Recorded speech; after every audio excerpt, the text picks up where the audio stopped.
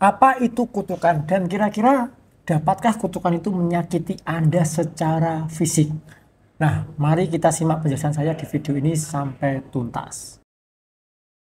Nah, kita akan mulai dari pemahaman apa itu kutukan ya. Dan dari pengalaman saya ya, serta dari keilmuan-keilmuan yang saya baca dan yang saya alami sendiri ya, saya menyimpulkan bahwa kutukan adalah suatu bentuk semacam kepercayaan atau keyakinan dalam banyak budaya dan tradisi yang mengaitkan dampak negatif atau bencana dengan tindakan atau ucapan tertentu. Nah, dalam konteks ini ya, kutukan itu sering dianggap sebagai suatu kekuatan atau energi spiritual yang dimaksudkan untuk membawa kerugian, kesialan atau masalah bagi seseorang atau bahkan kelompok. Nah, kutukan ini ya dapat diucapkan dengan kata-kata, ya, mantra atau ritual tertentu. Nah, terkadang ini melibatkan unsur-unsur spiritual atau magis itu sendiri. Nah, dalam beberapa budaya ya, kutukan itu juga dapat dianggap berasal dari kekuatan-kekuatan supernatural atau entitas spiritual yang jahat.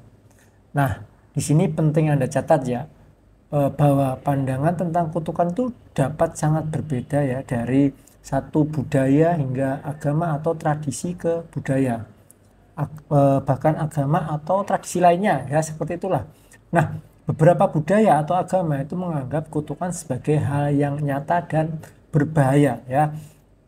Sementara yang lain mungkin menganggapnya sebagai superstisi ya, atau keyakinan yang tidak memiliki dasar ilmiah. Nah, kutukan juga sering muncul dalam cerita fiksi, legenda, mitos ya. Itu semacam sebagai elemen untuk mendramatisir ya, ada yang beranggapan seperti itu. Dan dalam banyak cerita ya, kutukan itu digunakan sebagai plot untuk menciptakan konflik dan ketegangan. Nah, di sini ya, para viewers ya, penikmat video saya ya, penting juga ya kita untuk berbicara tentang kutukan dengan sikap kritis pula ya, dan tolonglah untuk mencoba menghormati budaya serta kepercayaan orang lain. Meskipun terkadang ada yang menganggap bahwa konsep ini bisa menarik perhatian ya, dan perlu diingat bahwa kepercayaan atau kepercayaan kepada kutukan itu ya, serta pada kekuatan-kekuatan gaib ya, dapat sangat bervariasi dan kontroversial dalam berbagai konteks budaya dan religius. Nah, lantas bagaimana cara kerja kutukan itu, Kang Eko? Nah, ini dari apa yang saya amati ya, dan dialami oleh klien-klien saya ya, bahkan pernah saya alami sendiri ya. Cara kerja kutukan itu bisa berbagai macam ya. Yang saya rasa ada 5 jenis ya. Yang pertama itu ada energi spiritual atau magis ya. Dan di sini ya banyak yang berkeyakinan mengenai kutukan itu melibatkan konsep energi spiritual atau magis yang dianggap memiliki kekuatan untuk membawa dampak negatif pada target kutukan. Nah, orang yang memberikan kutukan diyakini mengirimkan energi negatif atau entitas spiritual yang merugikan kepada target. Terus yang kedua, ini bisa berupa manifestasi pikiran dan emosi ya. Nah, dalam beberapa pandangan, kutukan itu bisa dianggap terkait dengan pikiran dan emosi yang kuat yang mana diberikan oleh orang yang memberikan kutukan. Nah, dalam hal ini ya, keyakinan pada efek kutukan mungkin lebih berkaitan dengan kuatnya sugesti mental yang menghasilkan perasaan sial dan masalah bagi target. Terus yang ketiga, ini bisa juga melalui penggunaan simbol dan ritual. Nah, beberapa kutukan itu melibatkan penggunaan semacam simbol-simbol khusus atau ritual magis ya. Ini bisa termasuk pembacaan mantra, penggunaan benda-benda khusus, atau pelaksanaan tindakan-tindakan tertentu yang dianggap memiliki dampak magis ya. Ini sama seperti yang dilakukan dengan menggunakan santet semacam itu ya. Terus yang keempat ya, efek psikologis ya. Kutukan itu ya juga bisa memiliki dampak psikologis pada target. Nah, orang yang percaya bahwa mereka telah dikutuk mungkin menjadi terobsesi, ya, terobsesi, wah, ya, dengan ide ini dan mengalami stres, kecemasan atau masalah lainnya. Nah, ini dapat menciptakan lingkaran setan, ya, di mana ketidakberuntungan nyata atau masalah mungkin timbul dari reaksi psikologis terhadap keyakinan dalam kutukan.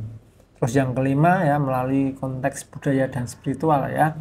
Nah, efek mekanisme kutukan, ya, itu seringkali, ya, itu sangat tergantung pada budaya, agama atau kepercayaan tertentu. Nah, masing-masing kelompok itu memiliki pandangan unik tentang bagaimana energi atau kekuatan magis itu bekerja dan bagaimana kutukan itu dapat mempengaruhi kehidupan seseorang. Nah, lantas kira-kira ada nggak bahayanya bagi orang yang memberikan kutukan kepada orang lain? Nah, saya rasa ada dan jelas benar-benar ada, ya. Jadi kalau Anda mengutuk, ya, dengan harus siap-siap menerima akibatnya pula, ya. Jadi saat Anda mengutuk bisa jadi kutukan, efek dari kutukan itu, ya, efek dari memberikan kutukan itu bisa memberikan hal yang buruk pula pada panjenengan, ya.